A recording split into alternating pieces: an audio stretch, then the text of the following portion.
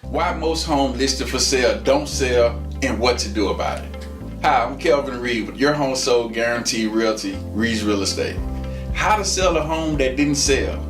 If your home has just came off the market and hasn't sold, don't be discouraged. The reason your home didn't sell may have nothing to do with your home or the market.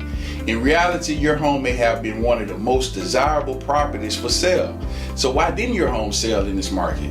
In most markets, almost half of the homes listed for sale never sell at all, and many sellers found that there was a tremendous amount of homeowners needed to be educated on how to sell their home for top dollar in the shortest time period.